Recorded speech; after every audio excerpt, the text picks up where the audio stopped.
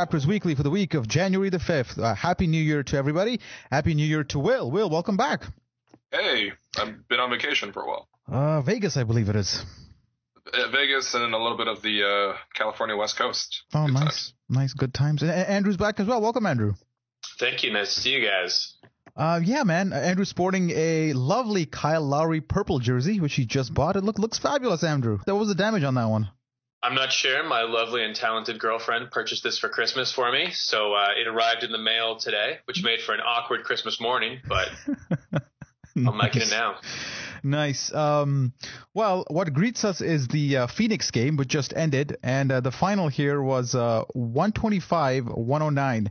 And this marks an 0-3 for the week for the Raptors, which is the first winless week this season. And this is the first 3-game losing streak in quite some time for the club. I believe even since the trade, this is the first 3-game losing streak the Raptors have encountered. Will, you were manning the Twitter on this one. Tell us what to think after this game. The easy way to explain what happened in this game was that the Raptors were very, very disinterested, more so than any other game that I've really seen in the last season plus since Rudy Gay was traded. And it was hilarious how little defense they tried to play. It was just from the get-go, like they just didn't really care about this game, and they were very tired, obviously, and they just let the Suns have whatever they wanted. It was very sloppy. They had a lot of turnovers. Just, I would say it's a scheduled loss, but really you could treat a scheduled loss with a little bit more dignity than they did. 20 turnovers in this game. I disagree with Will that they weren't interested in this game. They were interested in it. They were just one of those boxers that was going to go down with one punch. And when Phoenix hit that punch like midway through the first, the Raptors just didn't bother responding to it at all, and they just flattened out and died. Yeah, I mean, they still seem to have interest in trying to score the ball. It's just on defense. If you made one pass and asked someone to shuffle their feet, they weren't really that interested in doing that. I mean, I think we're missing here, and Twitter has certainly failed to address that. For the first 4 or 5 minutes of this game, it was pretty close. Consolation. Yeah, I mean, it started out really tight. Let's talk about JV here. He ended up playing 33 minutes here, but his usage over the last week and during this 0-3 week has been something of a mystery. Same against Golden State, where he started the game 3 for 4 and then ended up going 0 for 1. I know that you have to, when you look at the opposing who you're playing, you got to adapt to them to some degree. But time and time again, we've talked about that Casey tends to go to the extreme, and that's what we saw against Golden State, where the game started, Casey saw something, and he said, okay, abandon ship. We got to change everything. Dump Jonas. We got to play small ball against Golden State, of all people. Like, is that suicide right off the bat?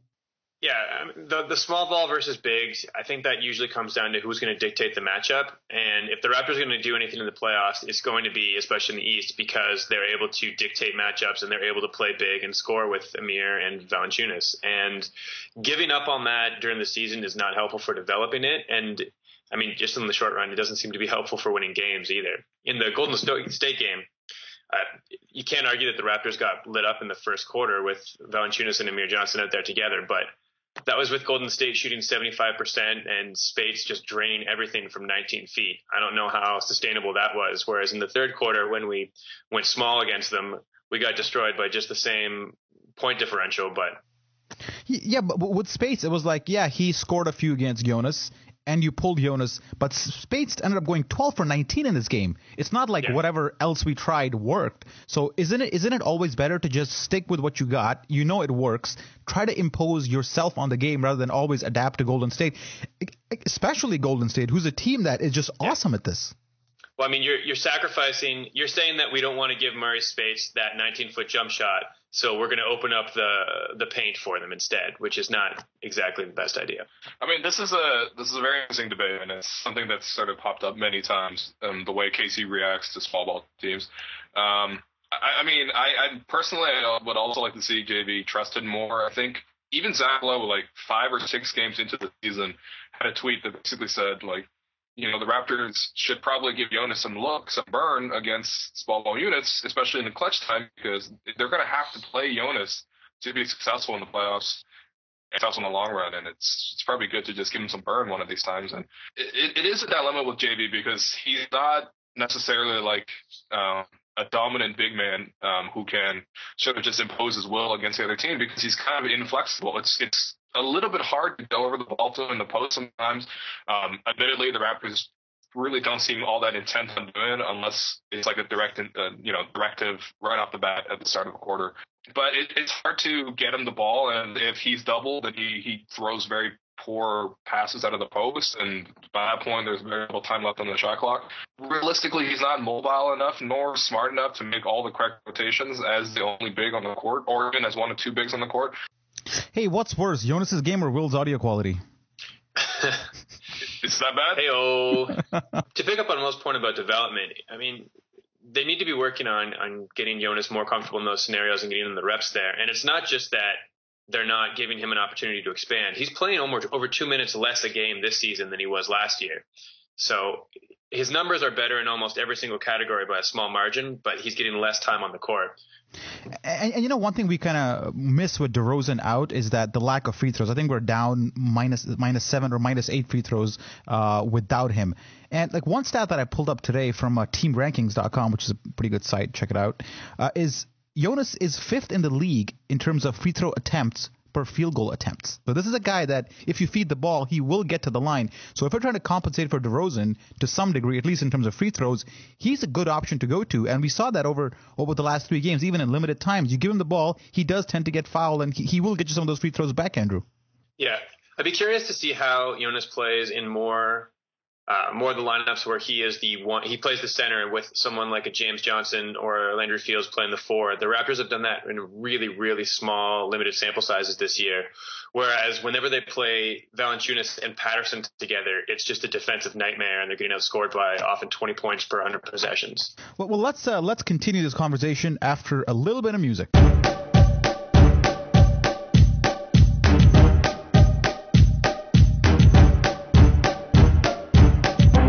Welcome back to part 2 of Raptors Weekly. We're recording this after the Phoenix loss. The Raptors ended up going 2-4 on this road trip. Will, I know you predicted 2-4, so you happy about this?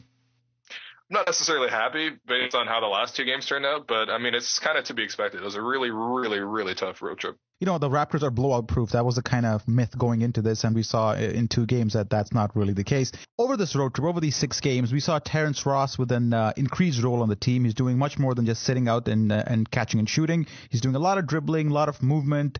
He, dare I say, even drove the ball, not all the way to the rim sometimes, but, you know, almost close to the rim.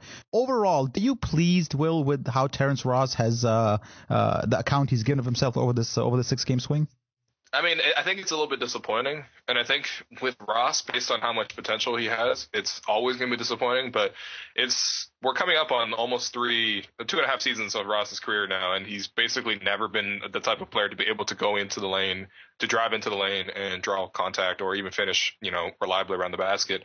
He seems to really shy away from contact, and a lot of times when he drives, I feel like he has there's a directive for him to drive, maybe from the coaching staff or anywhere, management anywhere. But he drives, and then as soon as there's some resistance, he'll pull up for sort of a mid-range shot, or he has this little weird push shot where he's trying, and it's actually working pretty well so far with the push shot. But the whole point with Ross not driving is that it's not enough, and you can just see by like his free throw attempts. He's averaging like 1 free throw attempt per like 36 minutes. That's like unsustainably low. Well, not unsustainably. That's like unheard of. Like that's ridiculous. So it's been disappointing.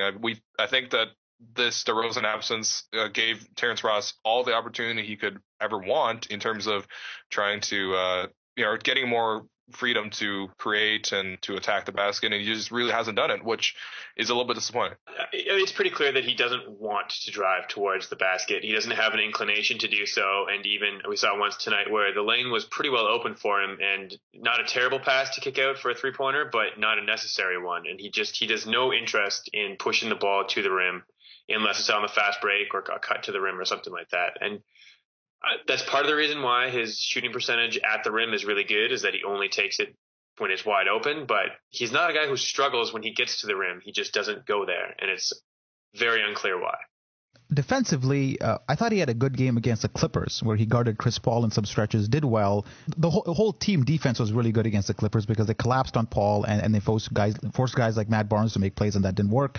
But other than that, you saw him get beat in one-on-one situations a lot, especially against Golden State and against Phoenix as well. And he kind of lost his rhythm. And once his offense isn't going, it's very difficult for Terrence Ross to actually make a name for himself solely on his defense. He's a guy who needs to get his shot going so that he can play defense, and that didn't work out for him over the last couple of games. So Ross, there was an article I think this week published by J.M. Poulard, I think, and it was called Terrence Ross, Emerging or Disappointing. And I think overwhelmingly people felt that he's been more disappointing, and I think you guys are kind of saying the same. Yeah, but I mean, like, if you readjust expectations and just don't ever expect him to drive to the basket, he's okay as a player, and he will always show you occasional flashes where he's like, whoa, this kid could be really good. But right now it seems like he's a spot up guy who can do a pretty decent job defensively against smaller players. And moving on to two other guys, Vasquez and Wiliams, these two are getting a lot of heat because it seems like when Casey goes small, these two guys get extended run, and sometimes their shot selection, as has been the case throughout the season in bits and pieces, is not very good. And against Phoenix, they were 4 for 16 combined. Vasquez was 0 for 6. So obviously a really, really shitty game. Tell me how to feel about these two when they come in and they start jacking up shots outside the context of any sort of structure whatsoever. Is this planned offense by Casey? Or is this just these two guys doing what they can just at their own whim?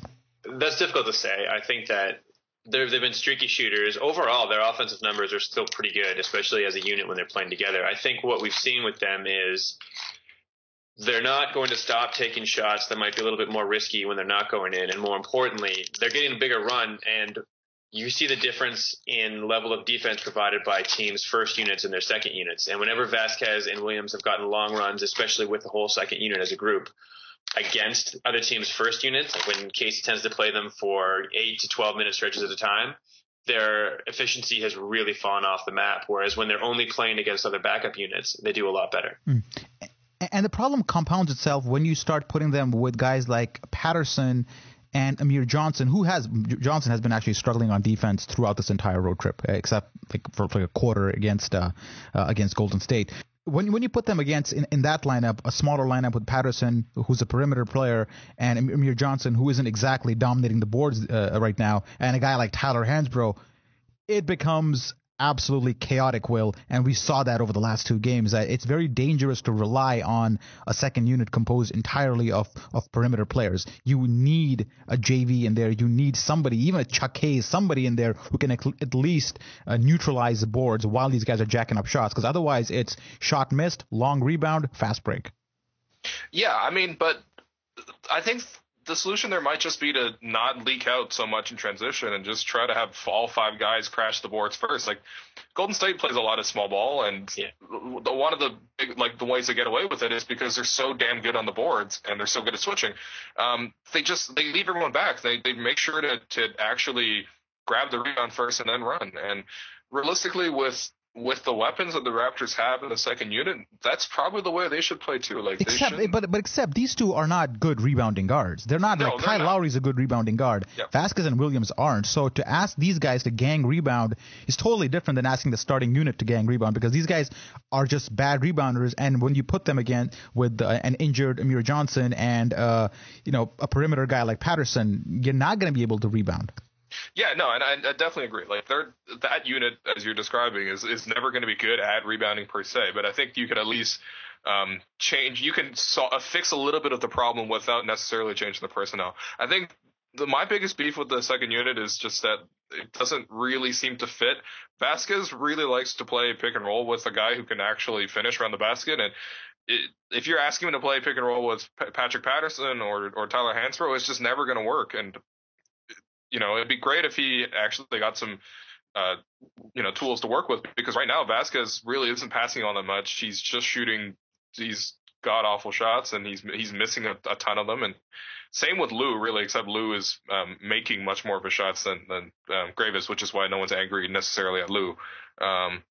But yeah, the second unit, it used to be a strength for the Raptors, but it really seems like it's been solved and figured out by a lot of other teams. Yeah, I think that's true. I think Vasquez is a guy who made his way in the league by being a pass-first pick-and-roll point guard. He was averaging like 12 assists a game for a stretch at one point for the Pelicans a few years ago.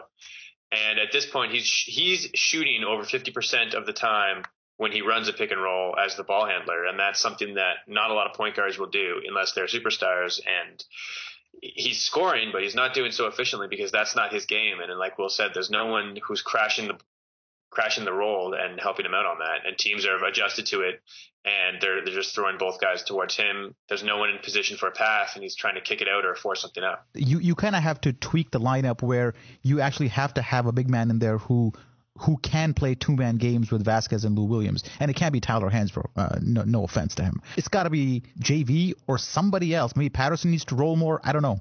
James Johnson is a really big guy, and for the most part, in the second unit, they use him very passively, stretching the floor in the corner the way that they use Terrence Ross. And I mean, you could have similar problems spacing the floor, but Patterson's been shooting really well from three. It seems to me to make more sense to have him stretching the floor in the corner and maybe see if James Johnson can get something going in the pick and roll. Maybe that doesn't work either, but yeah, we haven't seen much of that at all. James Johnson as the big in a pick and roll. We have seen him drive to the rim a lot in one-on-one situations and cut into the rim, but definitely not as a big in a two-man game.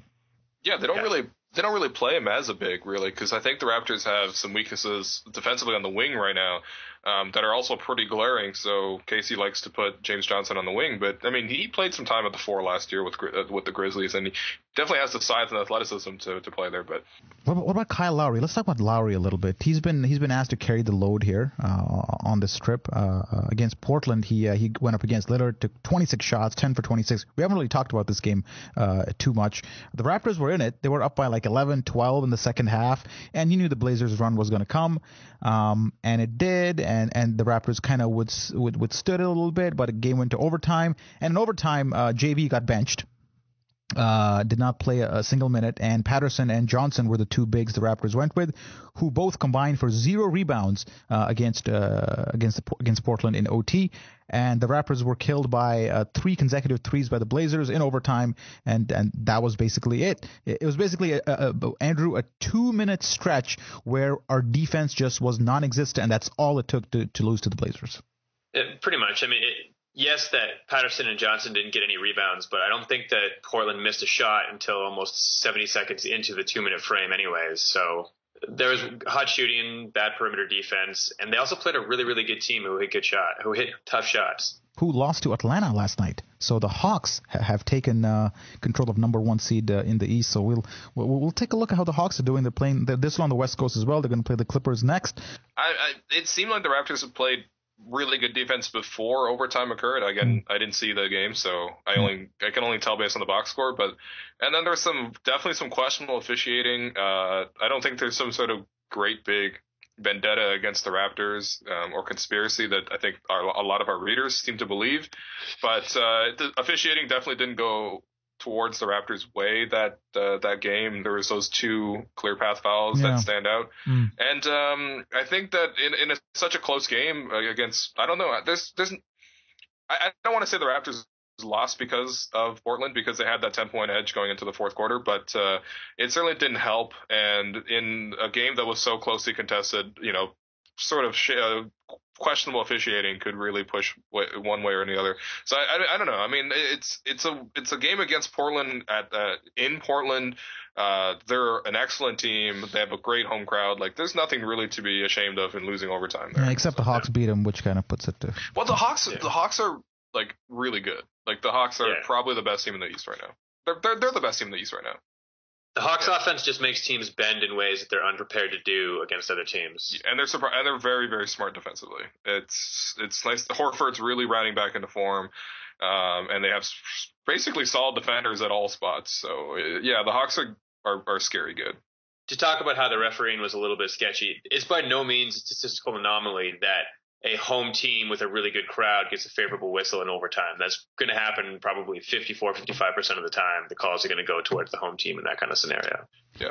But the clear path. They reviewed it, remember? Like, they reviewed all of those calls. They reviewed like 1,000 calls. So there's like one call where They reviewed a goaltend or not a goaltend when there were like 3 Raptors who were gonna get the offensive rebound and put it right back in anyway. They should just let that go on. Like that's like one of those soccer give the advantages.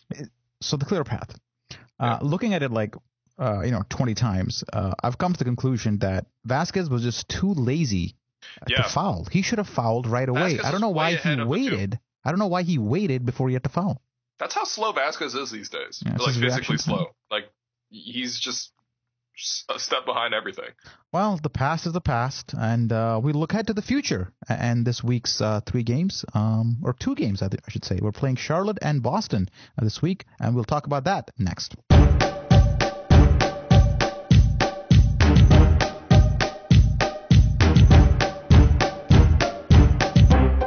Welcome back to part 3 of Raptors Weekly. We're trying to wrap up the week, 0-3 week for the Raptors, but they got 2 games this week against Charlotte and Boston. Let's talk about the Charlotte Hornets first. They are 11-24, God bless them. This is a team that many thought might be able to compete with the Raptors for top 3 spot this year.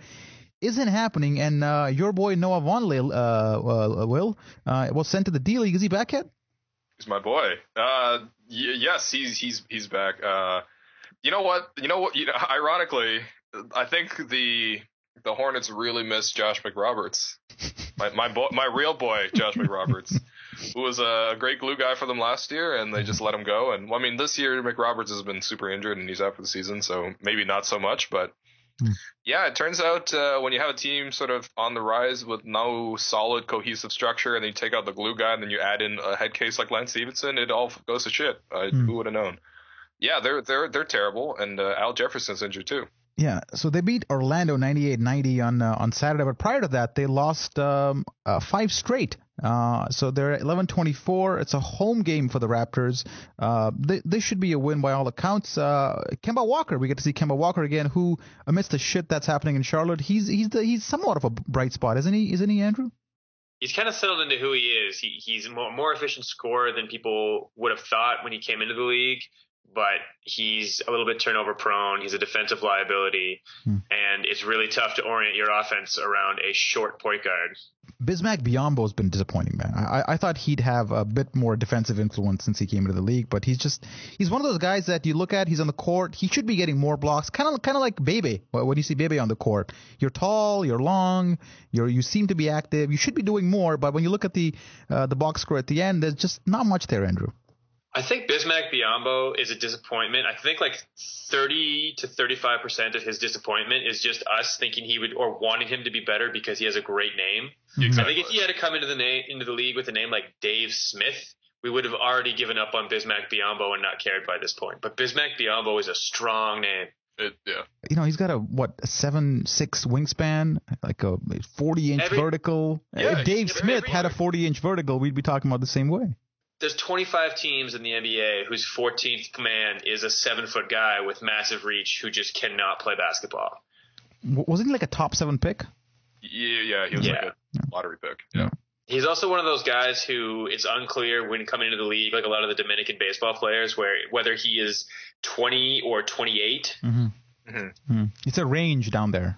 There's no birthday. You're born between this or this year. That's how it works there. You're born when your agent determines it is most advantageous for you to be born. Yeah. And that may change multiple times over your life, depending on which sport you're trying to compete for. This game is supposed to mark the return of DeMar DeRozan from injury. They picked a home game, apparently, to bring him back, which makes a lot of sense. So he skips the entire West Coast trip. This is also a game where Bruno will be back after his D-League stint, so we will have those 2 guys available to us. But the bad news is that Gerald Henderson plays for the Hornets, and him and DeRozan always end up having a matchup where Henderson really D's up DeRozan and gets his points too, Will. Yeah, it's such a weird thing because like Gerald Henderson isn't really known for anything, but he's like tremendously effective against DeRozan, and a lot of that has to do with some sort of like some off ball cutting. I think Blake wrote a great piece about this last year where he just broke down one single game where Henderson basically just totally owned DeRozan. So with DeRozan coming back from injury, yeah, it'll be a little bit tricky, but like really, I really don't see a scenario where the Raptors are going to lose to the Hornets at home when the Hornets don't have Al Jefferson. And I don't know. It's weird because Toronto plays like Charlotte really poorly, oddly enough. Like Charlotte's always been very, very plucky against us. But this should be a win, regardless of how good or bad Gerald Henderson is. Yeah. And the other game of the week is the Boston Celtics. This is also at home. This is a back-to-back for the Celtics. This is on Saturday. The Celtics right now are 11-20 and have lost 6 of 7. The last one coming to Chicago, who they took to overtime, surprisingly enough. Andrew, anything other? No Rondo, obviously, here as well. So what are the Celtics doing here? Are they just in line for the tank this year? I mean, I think that's what management is trying to do. They're a well-coached team. They do play hard. They're one of those teams where they're with you for a few quarters of the game because they're really putting effort out there and they're trying to play defense. They're rebounding. They're hitting some shots, but they do not have anything remotely close to an efficient offense for them to stay in a game when everyone actually plays hard. They don't have any real bigs. I mean, they have Brendan right now, but they don't have any way to get him the ball in a pick and roll that he can score with. They shouldn't be a difficult team for a good team to beat, but they can stay in the game. Hey guys, while we were talking, I was just thinking about Terrence Ross, and I figured out one thing he does really well, and you can't really fault him for it, and it's an actual skill. He is amazing at hitting his threes when they're in transition. He catches it, shoots it, always drills it well, always.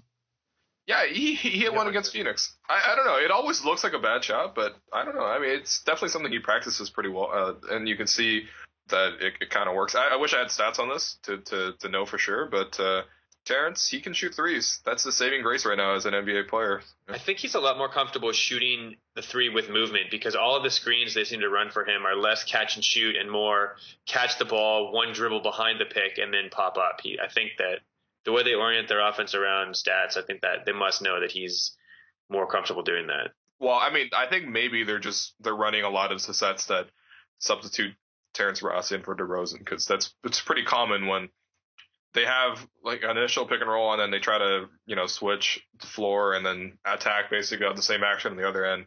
And it's great when DeRozan and Lowry do it, but Terrence Ross can't get to the basket at all, and the opponents know it, so they just sort of step back and sort of they get onto him and they know they can't beat him with a drive. So yeah, it definitely looks pretty awkward sometimes. Yeah, and some closing thoughts here. So the Raptors, for the rest of the season, have the what do they got here? They got the 10th easiest schedule in terms of strength of schedule for the remaining games. So that's good news, I guess. These numbers always change depending on how other teams are doing, but as of right now, they have the 10th easiest schedule in the league for the rest of the games. And do you guys want to talk about Bruno a little bit? Anybody saw Bruno in the D League? Andrew, Will, anything?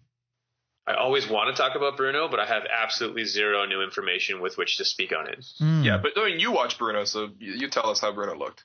Bruno had one decent game, and by decent I mean like 5 for 14, where he just caught the ball and just shot it every time. And surprisingly, his teammates weren't completely pissed off with him. They seemed to pass him the ball, even though they knew that it had no chance of coming back.